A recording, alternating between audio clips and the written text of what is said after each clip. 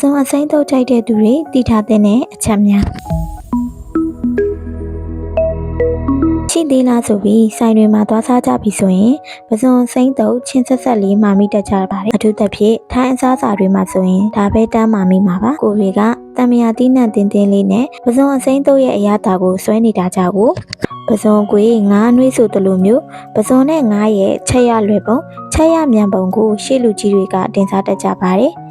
အပူပေးလို့ခဏဆိုလို့ရှိရင်စားလို့ရပါပြီဒါပေမဲ့အခုနောက်ပိုင်းကဘာအနှံ့မှာပင်လယ်စာနဲ့အသားလွှာအစိမ်းတွေကိုစားသုံးနေကြသူများလာပါတယ်။ပစုံဆိုနူးညံ့ပြီးချိုးတဲ့အသားမလို့စားတောက်ဆိုင်တဲ့ဟိုတယ်တွေမှာနီးမျိုးမျိုးနဲ့ပြင်ဆင်ထားတဲ့ဟင်းရတွေရှိပါတယ်။ဒါပေမဲ့ပစုံစိမ်းစားလို့ဘေးကင်းရဲ့လား။အသားငါးကမှအစိမ်းစားလို့ဘေးမကင်းကြပါဘူးနော်။ဘာမှမဖြစ်ဘူးလို့ပြောနေကြသူတွေဟာတကယ်တော့ဘာမှမဖြစ်သေးလို့ပါ။လူတိုင်းမဖြစ်စားတိုင်းမဖြစ်ပေမဲ့စိုးကျိုးဖြစ်လာရင်လည်းမသက်သာလာဘူးဆိုတာကိုမမေ့စေချင်ပါဘူးနော်။ပစုံအစိမ်းကိုနေရာဒေသတော်တော်များများမှာစားသုံးနေကြတယ်လို့ဂျပန်မှာဆိုလို့ရှိရင်လက်ဆက်တဲ့ပစုံအစိမ်းကိုမှစာရှိမီလောက်စားနေကြပါတယ်။တရုတ်နဲ့တောင်ကိုရီးယားတို့မှာတော့ပစုံကိုအရှင်တော်မှအချင်းနဲ့တို့စားကြပါတယ်။ဒါပေမဲ့ပစုံအစိမ်းမှာ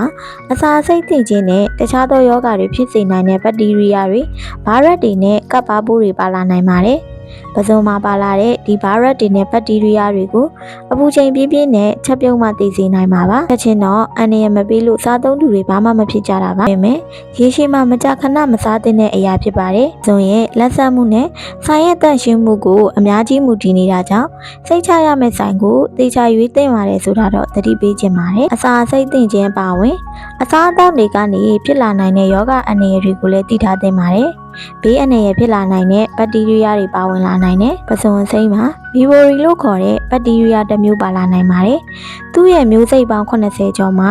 မျိုးစိတ်12ခုကလူကျန်းမာရေးကိုဘေးဒုက္ခပေးနိုင်တာကိုလေ့လာတွေ့ရှိထားပါတယ်။သုတေသနအရပစုံအစိမ်းရဲ့55%မှာဗီဘိုရီမျိုးစိတ်ပါဝင်နေပြီးတော့အစာအိမ်ရောင်တာဝမ်းပြက်ဝမ်းလျှောနဲ့တခြားယောဂကုသမှုတွေလည်းဖြစ်စေနိုင်တယ်လို့သိရပါတယ်။ဒါအပြင်ပစုံမွေးမြူရေးကန်တကန်မှာလှုပ်ဆောင်ခဲ့တဲ့လေ့လာချက်အရဆိုရင်ဗီဘိုရီမျိုးစိတ်100ရှိခဲ့ပြီးတော့အများစုက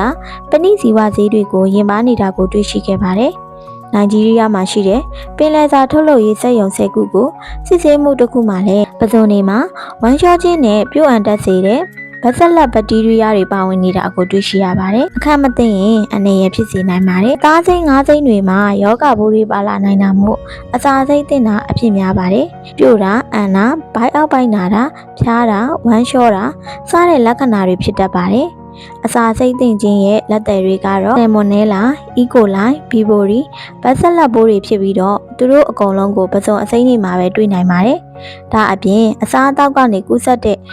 နိုရာဗိုင်းရပ်ကိုလည်းပစုံအပါဝင်ပင်လယ်စာအစိမ်းတွေကနေရရှိနိုင်ပါတယ်နော်အစားအသောက်တွေကနေရတဲ့သိစေနိုင်တဲ့ယောဂအန္တရာယ်တွေကိုကာကွယ်နိုင်မှုအသားအငါးနဲ့ပင်လယ်စာတွေကိုအစိမ်းစားတာမကြက်တကြက်စားတာတွေကိုရှောင်ကျဉ်သင့်ပါတယ်နော်အထူးသဖြင့်ကိုယ်ခံအားနည်းတဲ့အသက်ကြီးတဲ့သူတွေကိုဝင်ဆောင်တွေနဲ့ကလေးငယ်တွေဆိုပိုသတိထားရမှာပါပစုံအစိမ်းလုံးဝမစားရဘူးလားစားလို့တော့ရပါတယ်ကိုခံအားကောင်းပြီးကျန်းမာသူတွေအစာချေစနစ်ကောင်းတဲ့သူတွေကတော့တော်ရုံစားလို့ဘာမှမဖြစ်တော့ပါဘူးဒါကြောင့်တစ်ခါတလေတော့စားပါမကြာခဏမစားပါနဲ့နော်ကိုခံအားနည်းနေလောက်တဲ့အချိန်မျိုးဆိုရင်မစားသင့်ပါဘူးနော်နောက်တစ်ချက်ကပစုံအစိမ်းတုပ်စားတယ်ဆိုရင်လက်ဆက်ပြီးအရေးသွေးကောင်းတဲ့ပစုံကိုရွေးဝယ်သင့်ပါတယ်တွေ့ရဆိုင်ကမစားသင့်ပါဘူးလို့သတိပေးခြင်းပါတယ်အကောင်းဆုံးကကြောက်အောင်ချက်ပြီးစားတာပါပဲ